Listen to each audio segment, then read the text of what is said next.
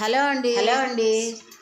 కొత్తిమీరతో చట్నీ ఎలా చేసుకోవాలో చూద్దాం. ఒక అరకట్ట కొత్తిమీర తీసుకొని 4-5 పచ్చిమిరపకాయలు, అంటే మన కారానికి తగ్గట్టు వేసుకోవాలి. కొంచెం కారం వేసి దాంట్లో పచ్చిమిర్చి 4-5, అంటే మన కారానికి తగ్గట్టు బాగా యాగనిచ్చి ఉంటాయి కదా, 3 టమాటాలు, అంటే చిన్నగా అయితే 3 టమాటాలు, కొంచెం చిన్నగా 3, పెద్దగా 2 దాంట్లో కట్ చేసుకొని దాంట్లో బాగా మగ్గబెట్టుకోవాలి. తర్వాత మనం అవి మగ్గినాక ఈ కొత్తిమీర మనం కడిగి పెట్టుకున్న కొత్తిమీర తీసుకొని దాంట్లో వేసుకోవాలి.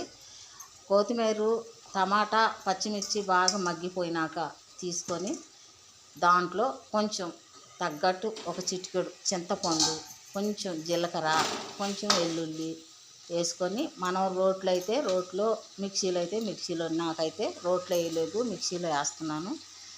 ఒక్క తిప్పు తిరిగితే చాలండి, ఎక్కువ వద్దు. ఎక్కువ వేసామంటే మెత్తగా అయిపోతే బాగుండదు. ఒక చెంచాడు ఉప్పు వేసుకొని ఒక్క చుట్టు తిప్పుకోవాలి. వేడి అన్నంలో మనం ఈ చట్నీ వేసుకొని కొంచెం అంత నెయ్యి వేసుకొని తింటే ఎంతో బాగుంటుంది. అన్నంలోకే కాదండి, రోటీలో తినొచ్చు, మామూలుగా చపాతీలో కానీ, దోశలో కానీ, ఇడ్లీలో కానీ, దేంట్లో తిన్నా చాలా బాగుంటుంది. అంటే రొటీన్ చట్నీ కాకుండా అప్పుడప్పుడు మన టిఫిన్లో తింటే బాగుంటుంది, చాలా బాగుంటుంది. ఒకసారి ట్రై చేసి చూడండి.